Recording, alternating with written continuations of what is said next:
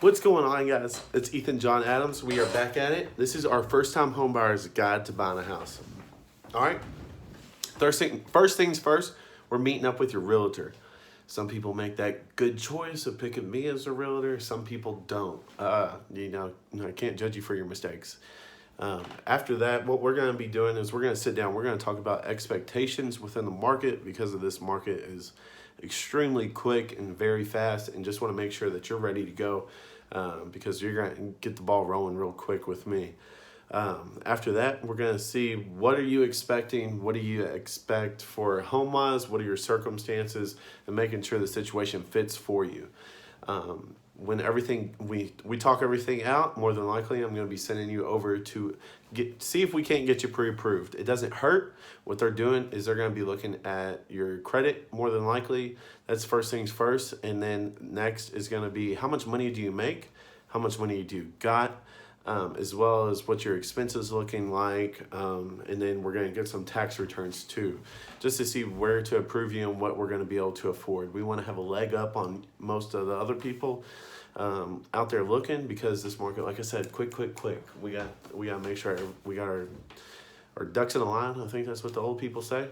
After that, what we're going to be doing is we're going to start showing some houses. If it was my money, I'm probably going to spend it on the first one, but you're going to be the one living in it. So I just want to make sure that you love it truly, and that you're not going to leave within like the first year or two. Okay.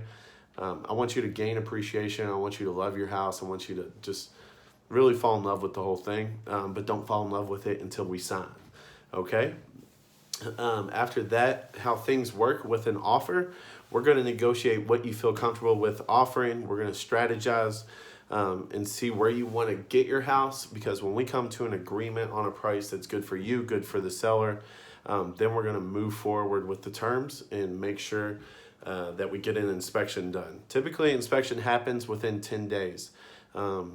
As well, that is going to be about $400 to $500. As well, when we get an accepted contract, you're looking at a $500 earnest money check, which you'll be given to me, and then I'll be depositing within our escrow account at my company. If anything happens within the transaction, say something comes back on the inspection or the appraisal, we just don't work it out, then you get your earnest money back typically, okay? Some situations are different. When the inspection happens, they're going to come in and they're going to tear that house up. Hopefully. Oh, excuse me. After he tears it up, we're going to go over the big major facts that we see as a concern to you before you get into the house. Typically, I like to get things done beforehand. I would love to see sellers make the repairs, but there is an option of getting an allowance for the repairs, which some people do. It just depends on your sellers, depending on what your needs are, pretty much. After that, then we're going to move forward with ordering the appraisal. Between that process, typically your loan officer is going to ask for different documents. Don't get scared. They just need more verification. We can't really tell people we make $1 million a year and we only make $100,000 a year. When that happens, appraisal comes in. We're actually going to be able to find out if you have a little bit of equity, which is pretty much you're getting the house under market value. That's the best case scenario. Worst case scenario, the appraisal comes back low, and that's where we need to renegotiate. Because with me, I don't want to see you paying too much for a house, because then you're going to actually have to fork out the extra money, because the bank is only going to allow you up to so much money for a house, because the bank doesn't want to overpay. If you want to overpay, it's on you. Okay, so that's the terms on that. Then you're going to move towards the closing, warming up your wrists, getting ready to sign.